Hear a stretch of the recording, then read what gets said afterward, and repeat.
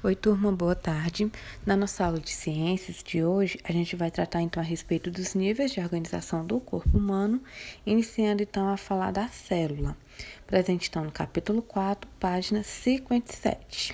Vamos então hoje compreender um pouco mais a respeito dessa unidade que compõe a diversidade, diferenciar algumas estruturas presentes na célula vegetal e animal. Mas, inicialmente, faremos então a correção da atividade da aula passada, onde vocês podem dar aí pausa no vídeo, e reescrever, as respostas caso não estejam de acordo com o que você escreveu no seu caderno. Iniciando então esse capítulo, vamos imaginar então que o nosso corpo seja alguma fábrica e dentro dessa fábrica tem os funcionários. Os funcionários fazem a fábrica progredir, trabalhar, funcionar. Supondo então que o nosso corpo seja uma fábrica e aí tem os funcionários. Esses funcionários eles são divididos em níveis de organização, onde as células elas vão formar os tecidos vão formar os órgãos e os órgãos um sistema. Cada aula a gente vai compreender um pouco mais sobre eles, onde hoje a gente vai tratar primeiramente sobre as células, que é uma unidade que compõe a diversidade.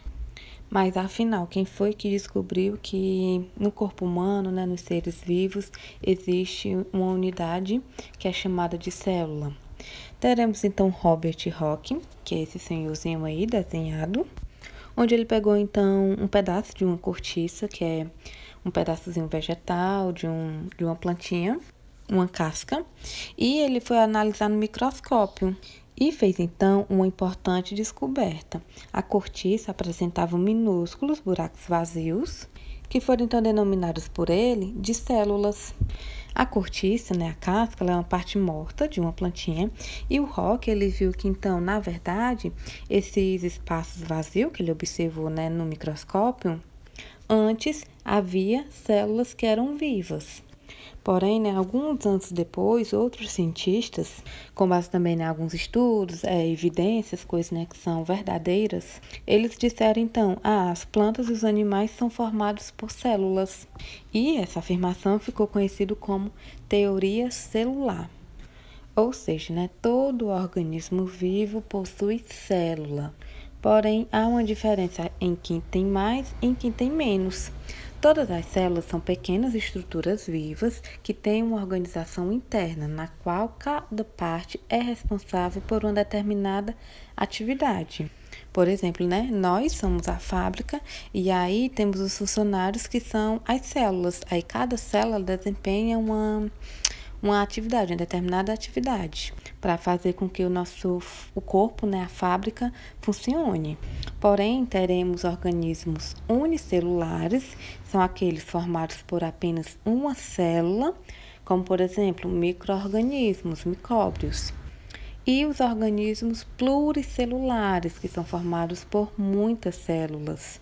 Exemplo deles, nós, seres humanos, os animais, as árvores, dentre outros. Os unicelulares, eles são aqueles que a gente só consegue observar, com o auxílio de um microscópio. Por exemplo, as bactérias. As bactérias são organismos unicelulares que a gente só consegue ver, com o auxílio de um microscópio. Mas, afinal, qual é a real estrutura de uma célula animal? Teremos a célula animal e a vegetal. Primeiramente, vamos falar, então, da célula animal. Essa figurinha, representando aí uma célula animal, teremos, então, a membrana plasmática, onde ela circunda e delimita a célula animal, onde a membrana ela vai servir, então, de controle da entrada e da saída de determinadas substâncias. E no interior dessa célula animal, a gente observa aí, que tem várias estruturas. Teremos o núcleo, que é essa aí, que está representada aí na setinha. Dentro da bolinha amarela tem essa laranja. Nesse núcleo vai se encontrar dentro dele o material genético, o que isso quer dizer, o DNA. Onde armazena informações genéticas que são passadas de pai para filho, como, por exemplo, cor do cabelo, cor dos olhos. E a região, né, entre a membrana plasmática e o núcleo vai ser preenchida então por uma substância gelatinosa que é o citoplasma, que é essa maior parte laranja. O citoplasma, então, é como se fosse uma sala e cada aluno é uma estrutura que vai desempenhar alguma função importante. Esses alunos são chamados de organelas citoplasmáticas, ou seja, né, citoplasma contém alguns diferentes, né, tipos de estruturas, que são as organelas citoplasmáticas, onde são essas estruturas, né, que não tem a setinha, porém, cada uma delas, né, fazem uma atividade diferente, né? Desempenha uma função diferente, que vai permitir a célula manter-se viva e funcionando adequadamente. Já a célula vegetal, ela também vai ter núcleo, citoplasma, membrana plasmática. Entretanto, ela vai apresentar estruturas diferentes que foram encontradas na célula animal, onde na célula animal não tem, mas na célula vegetal tem. A primeira, cloroplastos. O cloroplastos tem essa representaçãozinha aí da seta, né? Uma estruturazinha verde com as linhazinhas. É então uma estrutura responsável pela fotossíntese, porque a gente viu que na fotossíntese, né, tem uma clorofilazinha, que era uma estrutura, né, que dá cor verde das plantas, uma substância no caso, onde ela está presente, né, no processo aí da fotossíntese, onde capta, né, a luz do sol.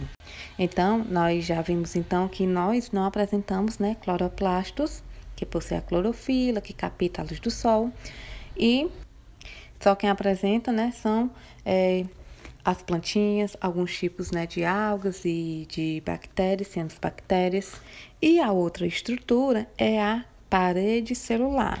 Parede a gente já consegue compreender, né, que é algo duro, algo rígido, que é difícil, né, de quebrar, tem que ter muita força. Então, a célula animal, ela não tem parede celular, porque se a gente tivesse parede celular, a gente andaria, né, igual um robozão, todo duro.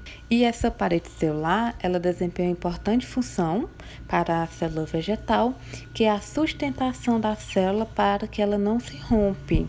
Ou seja, né, para que ela não estoure, essa célula vegetal, quando está entrando água nela. Porque também, né, está relacionado então com a questão da fotossíntese, a plantinha absorver um ingrediente, né, para poder fazer a fotossíntese, que é a água.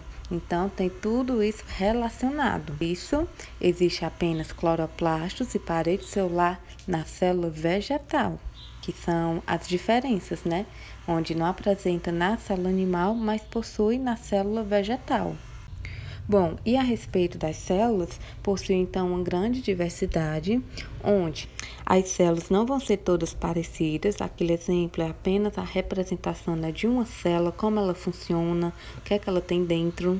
E o formato da célula ela está associado então com a função que ela vai desempenhar no organismo, né, no ser vivo. Considerando então alguns exemplos para o organismo humano, né, no organismo humano. As células dos músculos são alongadas e podem se contrair com facilidade, que é essa primeira figurinha, a célula muscular. A gente vai estudar um pouco mais a respeito dos sistemas, aliás, né, dos tecidos muscular, que é formado, né, por essas células musculares.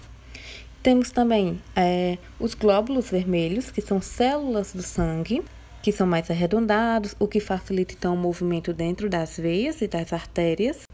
E uma outra célula que existe, né, no nosso corpo são os neurônios.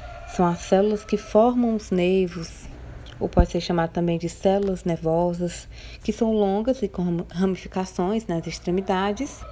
Como vocês podem ver aí, né? Parece um pezinho de galinha.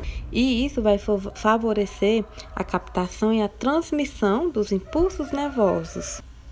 Isso ainda a gente vai aprender no decorrer das outras aulas. Então, só para a gente, né, compreender que as células não são todas iguais, porque, né, cada célula, o seu formato, vai estar associado à sua função que ela vai desempenhar no organismo. Então, um neurônio não vai funcionar da mesma forma como os glóbulos vermelhos, que são as células do sangue. E nem os glóbulos vermelhos vão funcionar como os neurônios. Então, o formato de cada célula vai estar associado à função que ela vai desempenhar no organismo.